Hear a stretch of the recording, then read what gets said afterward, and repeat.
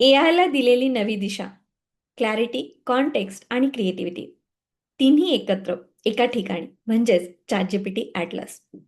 तर काय आहे हा ChatGPT ॲटलास? आज आपण तेच जाणून घेणार आहोत. नमस्कार, मी टेक्सावी अमृता आपल्या सर्वांचं मनःपूर्वक स्वागत करते. ओपन एआयने नुकतंच एआय ब्राउझर लॉन्च केला, ज्याच्या लॉन्चनंतर काही वेळातच गुगलची मार्केट व्हॅल्यू कमी झाली. तर असं काय आहे या ChatGPT ॲटलासमध्ये ते आज आपण जाणून घेणार आहोत. आत्तापर्यंत सर्चसाठी आपण मॅक्झिमम Googleच वापरतो.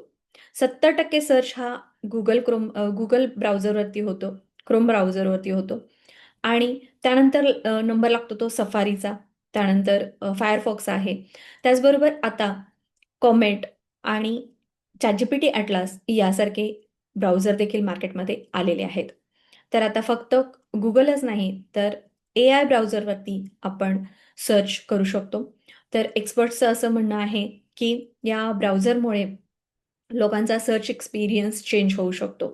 कारण या ब्राउझरमुळे आपण फक्त सर्चच नाही, तर त्याच्यामध्ये आपल्याला आपल्याला हवे तसे आउटपुट्स, कस्टमाइज्ड आउटपुट आपल्याला मिळणार आहेत. म्हणजे काय? तर आपण आत्तापर्यंत जे काही ब्राउझरवरती सर्च करू, तर त्या सर्चची हिस्ट्री या एआय ब्राउझरमध्ये असणार आहे आणि त्याच्या बेसिसवर तो आपल्याला आपल्याला हवे तसे आउटपुट देऊ शकतो.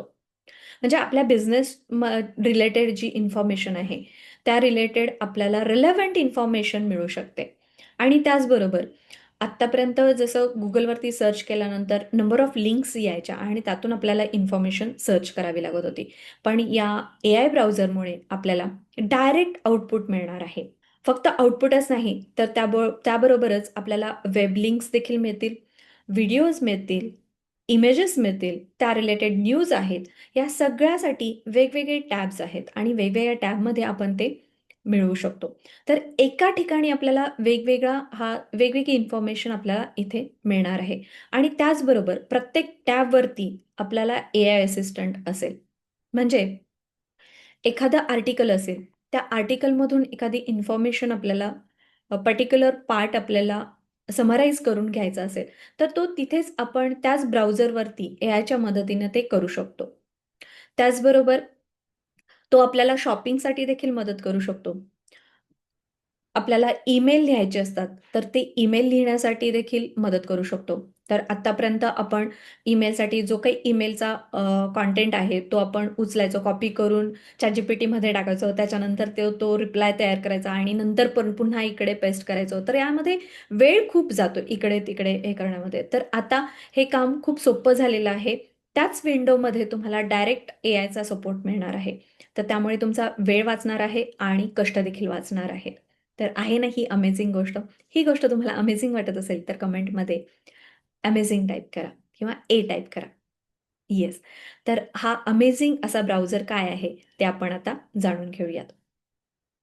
तर जेव्हा आपण सर्च करू ChatGPT ॲटलास तेव्हा या chatgpt.com/atlas या लिंकवरती तुम्हाला त्याची डाउनलोड फाईल करण्यासाठी मिळेल. तर इथून तुम्हाला डाउनलोड करायचा आहे हा ॲटलास. डाउनलोड केल्यानंतर त्याच्यानंतर काय ज्या स्टेप्स करायच्या आहेत, ते इथे वन बाय वन दिलेल्या आहेत स्टेप्स. तर त्या बघून तुम्हाला करायच्या आहेत. हे डाउनलोड झाल्यानंतर तुम्हाला डाउनलोड्समध्ये त्याची ती फाईल मिळेल. तर त्या फाईलवरती तुम्हाला जायचं आहे आणि त्याच्यावरती फक्त डबल क्लिक करायचं आहे आणि तो डबल क्लिक केल्यानंतर तो ॲटलासचा ब्राउझर आहे, तो जो काही ॲटलासचा आयकॉन आहे, तो फक्त ड्रॅग एंड ड्रॉप आपल्याला या ॲप्लिकेशनच्या फोल्डरमध्ये करायचा आहे. त्याच्यानंतर आपल्याला ह्या ॲप्लिकेशन्समध्ये जायचं आहे. जिथे तुमच्या सगळ्या ॲप्लिकेशन्स दिसतात, तर तिथे ॲप्लिकेशन्समध्ये गेल्यानंतर लॉग इन करायचं आहे. लॉग इन केल्यानंतर तो स्टेप बाय स्टेप आपल्याला पुढे विचारत जातो, की तुम्हाला तुमचा डेटा इम्पोर्ट करायचा आहे का नाही करायचा आहे.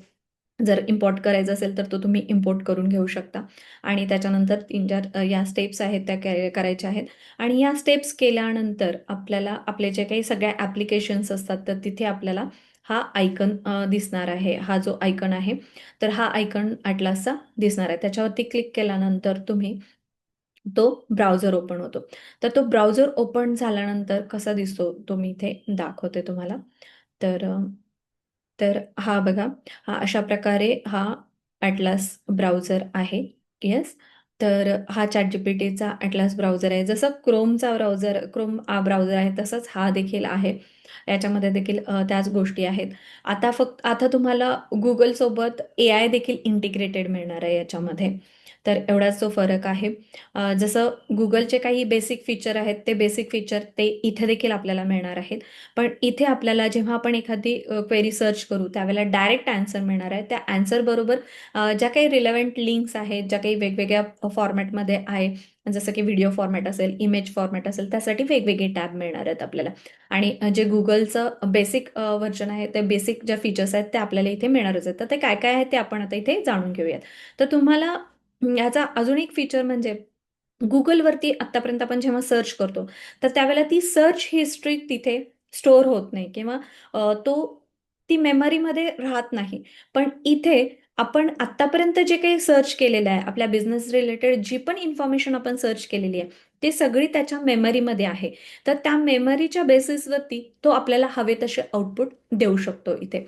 तर तुम्ही इथे बघू शकाल, इथे लेफ्ट कॉर्नरला हा टॅब वरती क्लिक केल्यानंतर इथे तुम्हाला सगळी सर्च हिस्ट्री दिसणार आहे तुमची.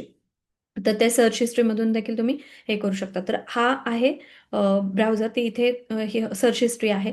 त्यानंतर जेव्हा तुम्ही ह्या आयकॉनवरती क्लिक कराल, तेव्हा इथे तुम्हाला बुकमार्क्स दिसेल, डाउनलोड्स दिसेल, एक्सटेन्शन्स दिसेल, पासवर्ड, सेटिंग्ज, इनकॉग्निटो विंडो. जसं क्रोम ब्राउझरमध्ये आहे, तसंच इथे देखील हे सगळे ऑप्शन्स आहेत. या व्यतिरिक्त आपल्याला या ब्राउझरचा कलर देखील चेंज करता येऊ शकतो. हे बघा, इथे मी आता जसा हा बार इकडे-तिकडे हलवते, तर तसं इथला हा कलर चेंज झालेला तुम्हाला दिसत असेल. तर आपल्या ब्रँडिंगप्रमाणे आपल्याला कोणता कलर हवा आहे, त्याप्रमाणे आपण इथे हा कलर आपल्याला हवा तसा आपण करून घेऊ शकतो. तर हे हे झालं ब्राउझर अशा प्रकारे दिसतो. आता याच्यामध्ये सर्च केल्यानंतर काय दिसतं ते आपण बघूयात. तर आता मी इथे एक क्वेरी टाकते. तर एक सिंपल क्वेरी मी इथे टाकलेली आहे. तर त्यानंतर त्यांनी डायरेक्ट इथे मला जसं आपण ChatGPTला विचारल्यानंतर डायरेक्ट ॲन्सर मिळतं, तसंच इथे डायरेक्ट तो आपल्याला ॲन्सर देतो. तर जसं ChatGPTमध्ये होतं तसंच सेम इथे ॲन्सर आपल्याला मिळतं. पण त्याच्या व्यतिरिक्त इथे तुम्ही बघू शकाल सर्चसाठी वेगवेगळ्या लिंक्स, त्या रिलेटेड वेगळ्या लिंक्स मिळालेल्या आहेत आपल्याला. त्या रिलेटेड जे काही इमेजेस आहेत ते मिळालेले आहेत इथे. त्याचबरोबर व्हिडिओज आहेत, ते देखील आहेत आणि न्यूज आहेत. तर हे सगळं आपल्याला एका वेगवेगळ्या विंडोजमध्ये, वेगवेगळ्या टॅब्समध्ये मिळतात. जसं Googleमध्ये देखील हे मिळतं बेसिक ह्या सगळ्या गोष्टी. पण ते तिथे एकत्र असतात. असं बायफर्गेशन असं इथे बायफर्गेशन होतं. डायरेक्टली आपल्याला त्याच्याबरोबर ॲन्सर देखील मिळतं. आता याच्यानंतर यातली एखादी लिंक असेल, आपण यातले एखाद्या लिंकवरती क्लिक केलं आणि याच्यावरती ओपन केलं. तर हे जे आर्टिकल आहे, हे खूप मोठं आर्टिकल आहे. हे एवढं आर्टिकल वाचण्यासाठी मला वेळ नाहीये. तर मी इथे ChatGPTची मदत घेऊ शकते. तर इथे आपल्याला ChatGPTची मदत घेण्यासाठी इथं राइट कॉर्नरला बघू शकाल तुम्ही, आस्क ChatGPT हा ऑप्शन आहे. त्याच्यावरती क्लिक करा आणि इथे ओपन होईल आणि इथे तुम्ही त्याला मग क्वेरी टाकू शकता, की समराईज करायचं आहे तुम्हाला किंवा दुसऱ्या काही गोष्टी करायच्या आहेत. तर मी त्याला सांगते, की summarise this article and give me important takeaways. तर त्याच्यानंतर ह्या सगळ्या आर्टिकलमधले ते जे काही इम्पॉर्टंट टेकअवेज आहेत, ते आपल्याला तो देणार आहे इथे. तर इथे तुम्हाला डायरेक्टली त्याचं हे मिळू शकेल. म्हणजे जे काही आर्टिकल आहे ब्राउझरमध्ये जे ओपन करू, त्या रिलेटेड आपण डायरेक्टली इथं एआय सोबत कन्व्हर्सेशन करू शकतो. त्या रिलेटेड आपल्याला अधिक माहिती हवी असेल, तर ते डायरेक्टली इथे तुम्ही विचारू शकता. स्पेसिफिक पॉइंटबद्दल तुम्हाला हवं असेल, ते तुम्ही इथे करू शकता. तर अशा प्रकारे हा आपल्याला इथे प्रत्येक टॅबवरती मदत करतो. राइट? तर अशा प्रकारे इथे त्यांनी आपल्याला समरी दिलेली आहे. समरी काढायची आहे किंवा याच्या रिलेटेड तुम्हाला काही प्रश्न विचारायचे आहेत, क्विज तयार करायचा आहे याच्यावरती, तर ते देखील तुम्ही इथे करू शकता. जसं आपण ChatGPTमध्ये वेगवेगळे प्रश्न विचारतो, तसंच या आर्टिकल रिलेटेड आपण इथे करू शकतो. म्हणजे प्रत्येक आर्टिकल रिलेटेड त्या विंडोवरती जाऊन आपण डायरेक्टली कॉन्व्हर्सेशन करू शकतो. तिथे आपल्याला वेगवेगळे माहिती मिळू शकते. त्याच्यातून आपल्याला नवीन आयडिया येऊ शकतात. आपली क्रिएटिव्हिटीला चालना देण्यासाठी हे आपल्याला मदत करू शकतं.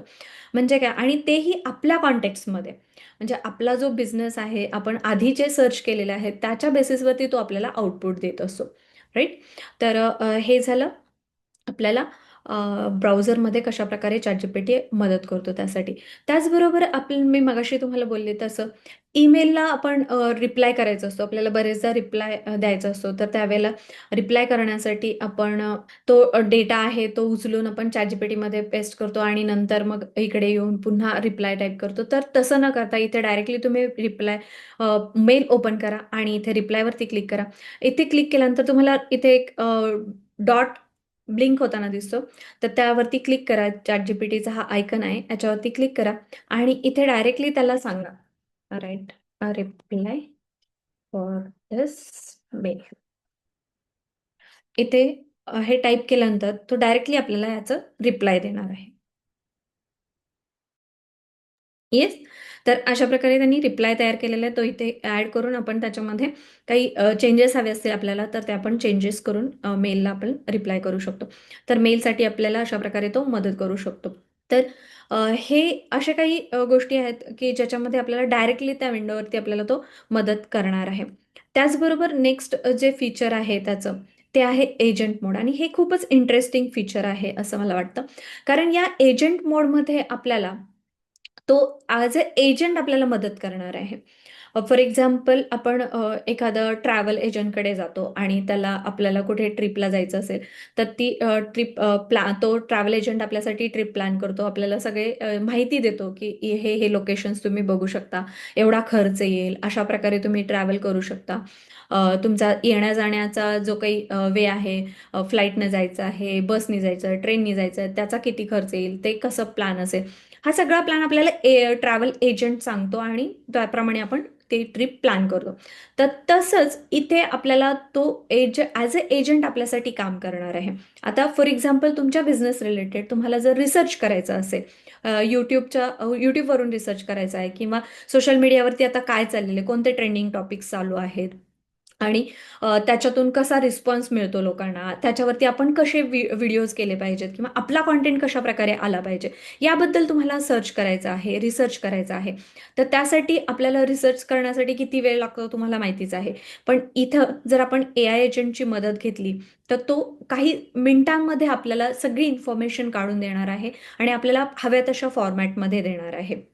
तर ते कसं ते बघूयात. हा AI एजंट मोड आहे, तो पेड व्हर्जनमध्ये आहे. ठीक आहे. पण तो कसा वापरायचा आहे इथे मी तुम्हाला सांगते. पण तो आपल्याला खूप मोठं आपलं काम करतो. कारण हा आपल्याला ॲज अ बिझनेस असिस्टंट आपल्याला मदत करू शकतो.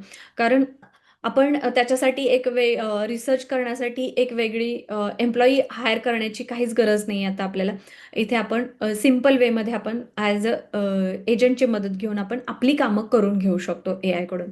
तर इथे आपल्याला ह्या AI एजंट मोडमध्ये ओपन करायचा आहे. हा ओपन झालेला आहे. तुम्हाला इथे दिसेल. त्याच्यानंतर तुम्हाला एक प्रॉम्प्ट इथे टाइप करायचा आहे. तर हा प्रॉम्प्ट मी इथे टाइप केलेला आहे, की मी त्याला सांगते, की YouTubeच्या 20 व्हिडिओचा रिसर्च कर आणि ज्याच्यातून list of titles find out कर. कोणते व्हिडिओ चांगले चालले ते फाइंड आउट कर आणि कॉन्टेंटमध्ये काय गॅप आहे, मी कोणत्या ह्याच्यावरती टॉपिकवरती काम करू शकते, याच्यासाठी मला ते गॅप्स फाइंड आउट करून दे आणि ते सगळं एका Google डॉकमध्ये मला इन्फॉर्मेशन दे. असं मी याला प्रॉम्प्ट दिलेला आहे आणि हा प्रॉम्प्ट रन करायचा आहे. हे खूप सिंपल आहे आणि आता तो आपल्याला ह्याच्यामध्ये ॲज अ एजंट तो YouTubeवरती जाईल, तिथे सर्च करेल आणि ती सगळी इन्फॉर्मेशन गॅदर करेल आणि आपल्याला डॉक फॉर्मॅटमध्ये देईल. तर इथे बघा आता बघा इथे तुम्हाला तो एजंट मोडमध्ये गेलेला दिसतोय. आणि ती सगळी प्रोसेसिंग चालू आहे हे सगळं इथे दिसते आणि काय काय प्रोसेस चालू आहे ना, ती इथे तुम्हाला इथे कळतं पण रिफायनिंग द सर्च स्ट्रॅटेजी असं स्टेप बाय स्टेप काय चालू आहे हे इथं कळतं. याच्यावरती तुम्हाला थोडासा वेळ द्यावा लागतो, इथे थोडासा वेळ लागतो आणि त्याच्यानंतर मग तो तुम्हाला हे सगळं देईल. तर ह्याचं प्रोग्रेस चालू आहे तोपर्यंत मी तुम्हाला दाखवते याच्यानंतर की कसं तो आपल्याला कोणत्या फॉर्मॅटमध्ये आपल्याला देणार आहे.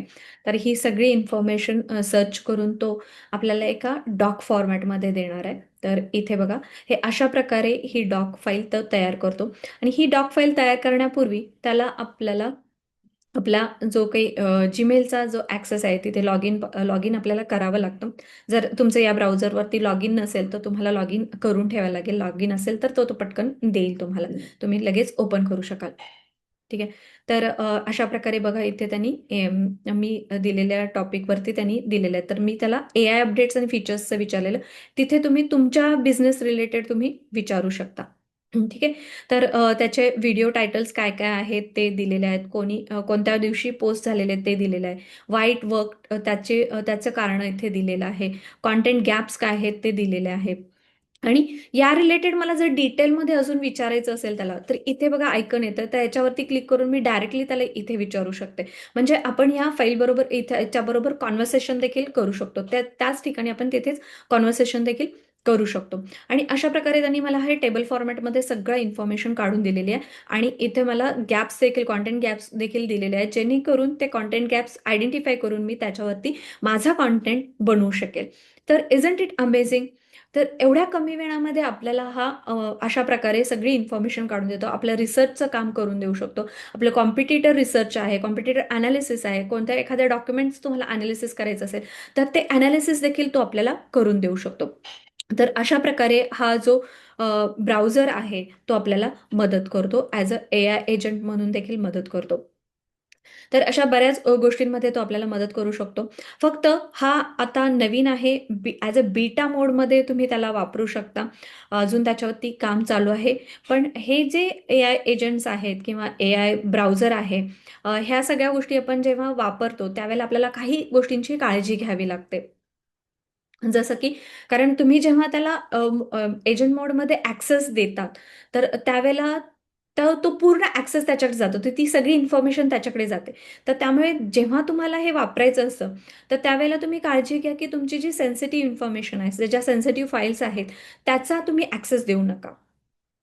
त्याचबरोबर जे काही तुमचे पासवर्ड्स आहेत, ते पासवर्ड्स तुम्ही एखाद्या शीटमध्ये, Google शीटमध्ये वगैरे स्टोअर करू नका. कारण तिथून तो सगळा ॲक्सेस त्याला मिळू शकतो. तर ती जी बेसिक काळजी आहे ती आपल्याला घ्यावी लागते. आणि पूर्ण कंट्रोल त्याला देऊ नका. त्याच्यामध्ये मेमरीचे पण जे सेटिंग आहे, ते मेमरीचं सेटिंग तुम्ही ऑफ करू शकता. मग जेव्हा तुम्हाला हवं आहे मेमरी सेटिंग, ती मेमरी आपल्या ह्याच्यामध्ये असायला हवी असं वाटतंय, तेव्हा तुम्ही ते ऑन करा. आणि जेव्हा नको आहे त्यावेळेला तुम्ही ते ऑफ करून ठेवू शकता. तर सगळा कंट्रोल त्याच्याकडे द्यायला नाही पाहिजे असं मला वाटतं. कारण मग तो त्याच्यातून आपली जी सेन्सिटिव्ह इन्फॉर्मेशन आहे, जे बँक रिलेटेड गोष्टी आहेत, त्या सगळ्या त्याचे पासवर्ड आहेत किंवा आपले बँकचा सगळा ॲक्सेस आहे, तो त्याला जाऊ शकतो. तर त्यामुळे त्या गोष्टींची काळजी घ्या, की जेणेकरून ह्या सगळ्या गोष्टी त्याला मिळणार नाहीत. फक्त आपल्याला जिथं डॉक्युमेंट रिलेटेड म्हणजे की आपल्या बिझनेस रिलेटेड काही माहिती काढायची आहे, काही आर्टिकल लिहायचं आहे किंवा इंटरनेटवरून कोणत्या आर्टिकलमधून आपल्याला त्याचा सार घ्यायचा आहे. ते समराईज करून त्याच्या बेसिसवरती आपल्याला कुठला कंटेंट तयार करायचा आहे. YouTubeचं कंटेंट आहे किंवा Instagramचं कंटेंट आहे. Instagramवरती आता तुमच्या इंडस्ट्रीमध्ये करंट ट्रेंड काय चालू आहे, कोणते व्हिडिओ चांगले चालतात, त्याचे कॅप्शन्स काय आहेत, त्याचे हॅशटॅग्स काय आहेत, हे सगळं तुम्ही त्याच्याकडून काढून घेऊ शकता. आता जसं मी तुम्हाला दाखवलं AI एजंट मोडमध्ये जो प्रॉम्प्ट मी टाकलेला, तर तो मी YouTubeसाठी स्पेसिफिक टाकलेला. तसंच तुम्ही Instagramसाठी देखील टाकू शकता, की मला Instagramवरच्या माझ्या इंडस्ट्रीमध्ये तुम्ही जर हेल्थ इंडस्ट्रीमध्ये काम करत असाल, तर हेल्थ इंडस्ट्रीमध्ये चांगल्या चालणाऱ्या रील्स कोणत्या आहेत, कोणत्या अकाउंट्स ज्याचे फॉलोअर्स 10,000 ते 1,00,000 पर्यंतचे फॉलोअर्स आहेत आणि ज्यांचे व्हिडिओज चांगले चाललेले आहेत, तर त्याचे हॅशटॅग्स काढून दे, त्याचे कॅप्शन्स काढून दे, त्याचे म्युझिक कंटेंट काढून दे. तर ह्या सगळ्या गोष्टी तो आपल्याला काढून देऊ शकतो आणि त्याच्या बेसिसवरती आपण चांगल्या प्रकारे कंटेंट तयार करू शकतो. तर अशा प्रकारे आपण त्याची मदत घेऊया. जिथं आपल्याला पाहिजे तिथे मदत घ्या. पण जे काही मदत घ्यायची आहे ती त्याला पूर्ण कंट्रोल न देता काही तो आपल्याला काळजीपूर्वक हाताळावा लागेल याची काळजी घ्या. तर अशा प्रकारे हा ॲटलास ब्राउझर आहे आणि हे फीचर तुम्ही हे नक्की वापरून बघा, डाउनलोड करून घ्या तुमच्याकडे आणि यानंतर त्याचे काही अनुभव येतात तुम्हाला, तो तुम्हाला कसा मदत करतो किंवा त्याचे काय अनुभव आहेत ते तुम्ही मला नक्की सांगा. आणि यात रिलेटेड अजून काही माहिती हवी असेल किंवा कुठे अडचण आली तर नक्कीच कॉन्टॅक्ट करा. Thank you everyone. जय शिवराय.